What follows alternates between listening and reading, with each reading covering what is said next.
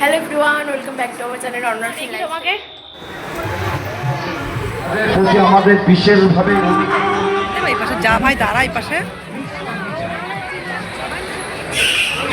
কেমন লাগলো ভাই বল?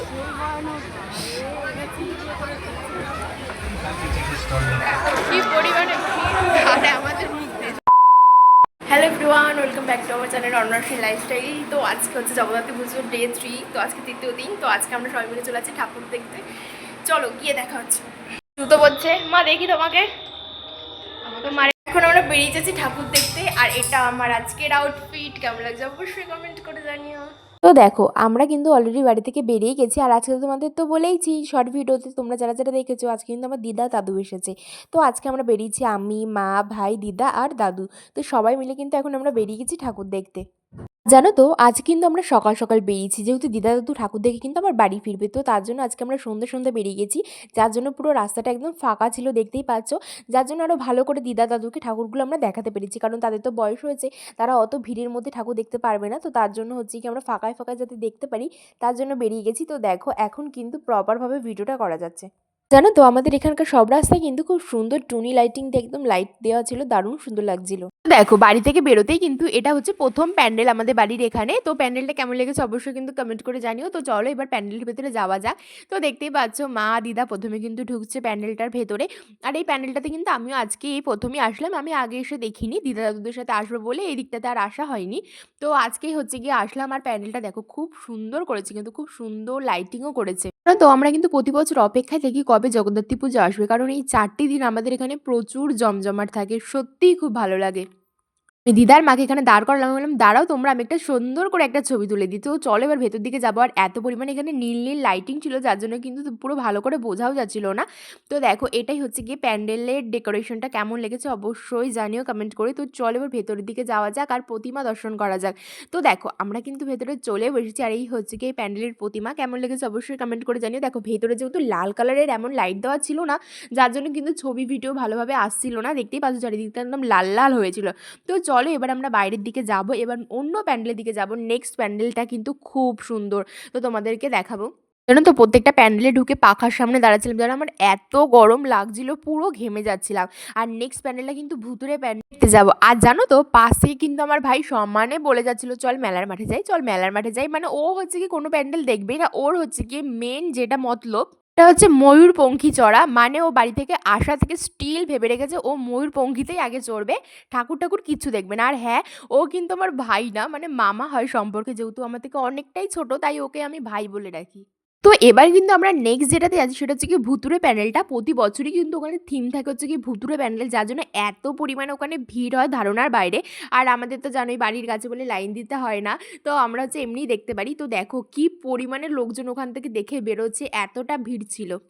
প্রথমে তোমাদের আগে প্যান্ডেলটা দেখিনি, এটা হচ্ছে গিয়ে ভুতুরে যে থিমটা করেছে সেটা হচ্ছে গিয়ে প্যান্ডেল। তো এখানে হচ্ছে গিয়ে প্রতিমা দর্শন করব, দেন তারপরে কিন্তু পাশে করা হয়েছে সেই ভূতের থিমটা, তো সেখানে হচ্ছে গিয়ে দেখাবো। তো চলো আগে ভেতর দিকে যাওয়া যাক।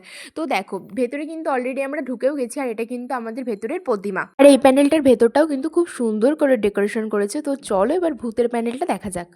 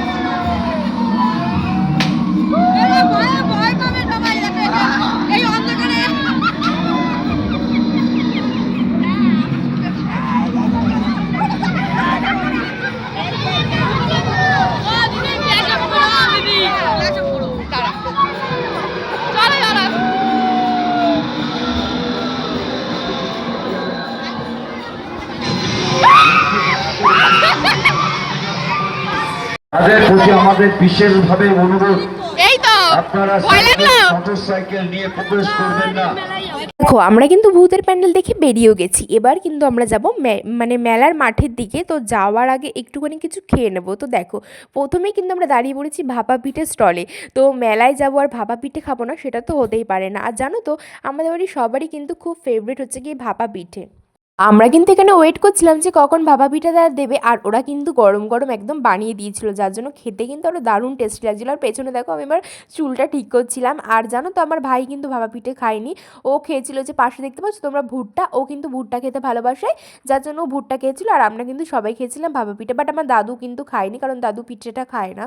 দেখো আমরা কিন্তু মেলার মাঠে ঢুকে গেছি, আর এত পরিমাণে ভিড় ছিল যে তখন কিন্তু ভিডিওই করতে পারিনি। আর মেলার মাঠে আসবো আর আমরা মোমো খাবো না, সেটা তো হতেই পারে না। তো দেখো ভাই আর আমি কিন্তু মোমো স্টলে দাঁড়িয়েও গেছি। জানো তো ভাই আর আমি কিন্তু মোমো লাভার বলতে পারো, আমরা প্রচণ্ড পরিমাণে মোমো খেতে ভালোবাসি। আমরা যখনই কোনো মেলায় যাই বা কোথাও যাই না কেন, আমরা কিন্তু আগে মোমোটাই খাই। আর ভাই আর আমি আজকে নিয়েছিলাম, মানে ভাই 1 প্লেট ফ্রাইড মোমো আর আমি 1 প্লেট ফ্রাইড মোমো নিয়েছিলাম। দেখো এখানে পোজ দিয়ে দাঁড়িয়েছি কেন বলো তো, কারণ মা বলেছিল দাঁড়া একটা ছবি তুলি, তো তার জন্যই। আর দেখো ভাই হচ্ছে গিয়ে পাশে আমাকে বলছিল যে ওই যে ময়ূরপঙ্খী চড়বো। আমি বলছি হ্যাঁ বাবা চড়বি, আগে একটু মোমোটা খেয়ে নে। তো দেখো এখন কিন্তু আমাদের মোমোটা দিয়ে দিচ্ছে, আর মোমোটা কিন্তু সত্যি দারুণ সুন্দর করেছিল জানো তো। পাশে জানো তো অনেক পরিমাণে গান বাজনা বাজছিল, যার জন্য রিয়েল ভয়েসে কোনো ভিডিওই করতে পারিনি, যার জন্য ভয়েস ওভার দিতে হচ্ছে। তো মোমোটা এবার আমরা খেয়ে নিই। আর পাশে ভাই দেখাচ্ছে ভাই কী কী চড়বে সেটা।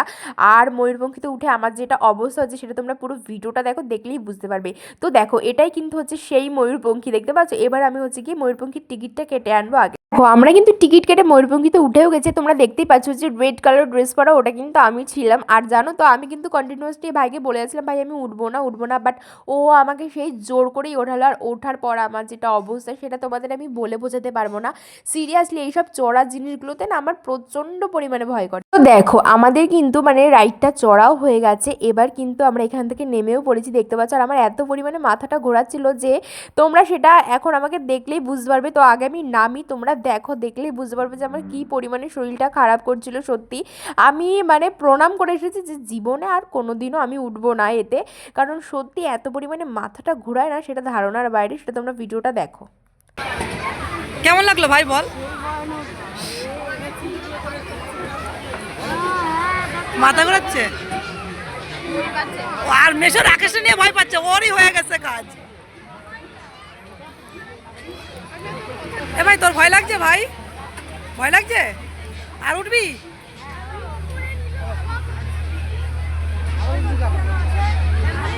দেখো ভাইয়ের কিন্তু বিন্দু মাত্র কোনো ভয় নেই, ওর মাথা টাথা কিচ্ছু ঘোরায়নি, যার জন্য ও ওটা থেকে নেমে সঙ্গে সঙ্গে আমার এই ড্র্যাগন ট্রেনে উঠে পড়েছে। মানে আমি ওকে দেখে শুধু ভাবি যে কি করে মানে পারে ও, কারণ আমার এত পরিমাণে মাথা ঘোরাচ্ছিল, বাট ওর কিছুই হয়নি। দেখো এই ট্রেনটাতে যদিও অত একটা ভয় করে না, কারণ এই ট্রেনটাতে আমি আগে একবার উঠেছিলাম, বাট কিন্তু তবুও না আমার একটু ভয় ভয় করে, কেন জানি না। কারণ সত্যি আমার এই ঘোরার জিনিসগুলোকে আমি খুব অ্যাভয়েড করে চলি।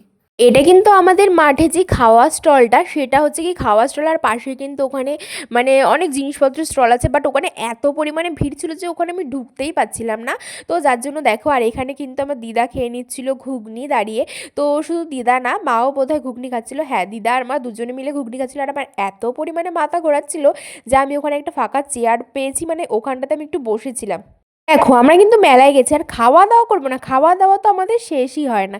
তো এরপরে কিন্তু আমরা চলে এসেছিলাম ফুচকা খেতে, দেখতে পাচ্ছেন, যদিও আমিও খাইনি, শুধু দিদাই ফুচকা খেয়েছিল, কারণ মা ঘুগনি খাচ্ছিল, তার জন্য। আর আমার এত পরিমাণে মাথা ঘোরাচ্ছিল যে আমার মানে কিচ্ছু খেতে ইচ্ছা করছিল না, শরীরটা পুরো একদম অস্থির লাগছিল। ভাই তো ওখানে ট্রেন চড়তে ব্যস্ত ছিল। তো এখানে হচ্ছে দিদা ফুচকা খেয়ে নি, ততক্ষণ আমি একটুখানি বসে নিয়েছিলাম। দেখো এবার যেহেতু আমার একটুখানি শরীরটা ভালো লাগছিলো, তো আমি ভাবলাম একটুখানি আইসক্রিম খাওয়া যাক।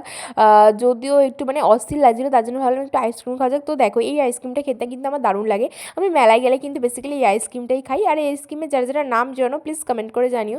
তো দেখো আমার দিদাও কিন্তু নিয়ে নিয়েছিল 1 প্লেট এই আইসক্রিম, কারণ এই আইসক্রিমটা সত্যিই দারুণ সুন্দর খেতে ছিল। তো এবার আমরা কিন্তু আইসক্রিম খেয়ে তারপরে কিন্তু আবার বাইরে যাব, মানে মেলার দিকে যাব। তো চলো তোমাদেরকেও আবার দেখাই। দেখো এখানে কিন্তু বসেছিল বাচ্চাদের খেলনা, কানের দুল, মানে সমস্ত কিছু যা যা মেলাতে বসে। তো পুরোটা তোমাদেরকে ঘুরিয়ে দেখাতে পারছি না, কারণ প্রচণ্ড ভিড়। তো এবার যেহেতু দিদা দাদুরা চলে যাবে, বাট যাওয়ার আগে এখন কিন্তু চলে যাব আমরা হচ্ছে কি আরেকটা জায়গায়। তো কোথায় যাচ্ছি সেটা তোমাদেরকে দেখাবো, তো চলো। আর যাওয়ার পথে দেখো এই হচ্ছে কি তোমার আরেকটা প্যান্ডেল, কিন্তু এটা তো আমি তোমাদেরকে আগেও দেখেছি। তো দেখো রাতে খাওয়ার জন্য কিন্তু আমরা নিয়ে নিচ্ছিলাম বিরিয়ানি, যে দিদা দাদু চলে যাবে, তো এখানে বসে খাওয়ার এখন সময় নেই, তো আমরা প্যাক করে নিচ্ছিলাম, বাড়িতে গিয়ে খাবো। আর দেখো এই প্যান্ডেলে কিন্তু আমি তোমাদেরকে আগের ব্লগে দেখিয়ে দিয়েছি, তাই এখন আর দেখালাম না। আর এত পরিমাণে লাইন ছিল সেটা তোমরা দেখো, ধারণা। আর বাইরে যেহেতু আস্তে আস্তে রাত বাড়ছিল, তো তার জন্য কিন্তু আরও ভিড়টাও বাড়ছিল। তোমাদের তো বলেইছি যে 4টে দিন কিন্তু প্রত্যেকটা প্যান্ডেলের সামনে কিন্তু প্রোগ্রাম হয়, তো এই পাশে প্রোগ্রাম হচ্ছিলো যার জন্য আরও ভিড় ছিল। আর এই দিকটাতে দেখো প্রচুর লোকজন কিন্তু ভিড় বাড়ছিল, কি পরিমাণে ভিড় আজকে। দেখো আমার দিদা দাদু কিন্তু চলে গেছে, তো এবার আমি আর মা যাচ্ছি মাঠের দিকে, কারণ মাঠে হচ্ছে কি আমার বান্ধবীরা ওয়েট করছিল আমার জন্য। আর মাঠে যেহেতু প্রত্যেক দিনই প্রোগ্রাম হয়, তাই আমরা একটু মাঠে আসি, একটু প্রোগ্রাম দেখি, সবাই মিলে ছবি ভিডিও তুলি। তো দেখো আমার এক বান্ধবী কিন্তু ক্যামেরা করে দিচ্ছে, আর এক বান্ধবী কিন্তু ছবি তুলে দিচ্ছে, দেখতে পাচ্ছ। তো মা আর আমি এখানে আজকে টিউনিং করেছিলাম, তো মা আর আমি হচ্ছে কি এখন একটু ছবি তুলে নিচ্ছিলাম। জানো তো আমরা যদি ঠাকুর দেখতে নাও বেরোই, মানে মাঠে আসলে কিন্তু মনটা ভালো হয়ে যায়, কারণ মাঠে তোমরা দেখতেই পাচ্ছ এত পরিমাণে ভিড় হয় প্রতিবারই। সবাই এসে কিন্তু এই মাঠেই জড়ো হয়, কারণ মাঠে দারুণ মজা হয়। আর মাঠের প্যান্ডেল তো তোমাদের আগেই দেখিয়েছি। তো এবার আমরা কিন্তু বাড়িতে যাব। আর দেখো মানে বাড়ি ফিরবো কিভাবে সেটা তোমরা জাস্ট একবার দেখো, এত পরিমাণে ভিড় ছিল। আর জানো তো তোমাদের তো বলেইছি যে যত রাত বাড়ে তত ভিড়, মানে ভিড়টা কিন্তু বাড়ে। আর মেলার মাঠটা দেখতে পেলে তোমরা, এক ফোঁটাও জায়গা ছিল না। তো এবার আমরা বাড়ির দিকে যাব। আর হ্যাঁ, নেক্সট ভিডিও কিন্তু খুব তাড়াতাড়ি আসছে। আর হ্যাঁ, আমাদের ভিডিওটা কিন্তু এই পর্যন্তই ছিল।